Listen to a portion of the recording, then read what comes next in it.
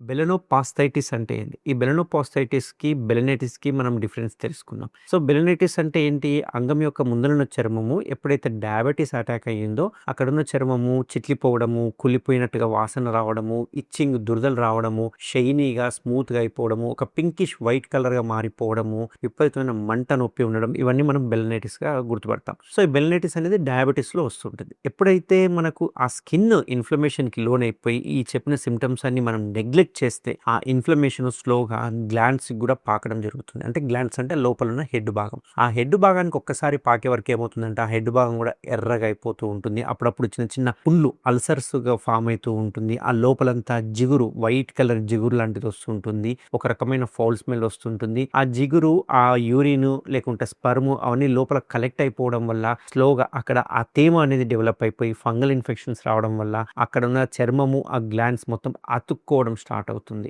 ఇట్లా ఈ గ్లాండ్స్ కూడా ఇన్ఫెక్ట్ అయిపోవడాన్ని మనం బెలనోపాస్థైటిస్ అంటుంటాం. సో, ఇట్లా ఉన్నప్పుడు ఏం చేయాలి? ఎందుకంటే మందులు, టాబ్లెట్లు ఇన్ఫెక్షన్‌ని తగ్గిస్తాయి కానీ ఇన్‌ఫ్లమేషన్‌ని తగ్గియవు. అండ్ షుగర్ వలన వచ్చిన డిసీజ్ కాబట్టి ఇది అంత ఈజీగా పోదు. ఎందుకంటే ఇది సెల్ఫ్ లిమిటింగ్ డిసీజ్. వస్తూ ఉంటుంది, కొన్ని రోజులు పోతూ ఉంటుంది.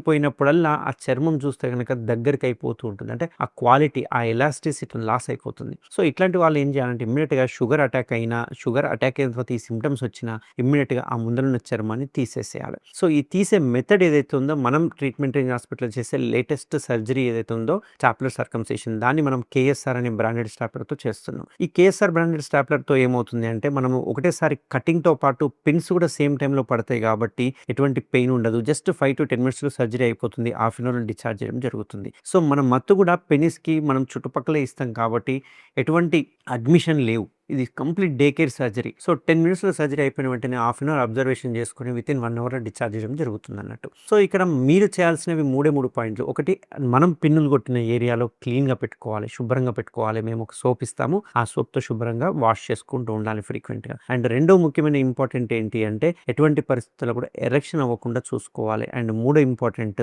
కలవకూడదు, ఇంటర్‌కోర్స్ చేయకూడదు అట్‌లీస్ట్ 4 వీక్స్ వరకు. సో, ఈ 3 జాగ్రత్తలు గనక తీసుకుంటే అసలు మీకు సర్జరీ చేసిన ఫీలింగ్ కూడా ఉండదు. బట్ కొంచెం సెన్సేషన్ ఉంటుంది, డిస్కంఫర్ట్ ఉంటుంది. బట్ 1-2 డేస్‌లో అదనేది పోతూ ఉంటుంది. సో, నేను చెప్పినట్టు ఇట్లా బెలనోపాస్థైటిస్, బెలనైటిస్ సింప్టమ్స్ ఉంటే శాశ్వత పరిష్కారం అంటే సుంతి ఆపరేషన్ ఒక్కటే. Thank you very much.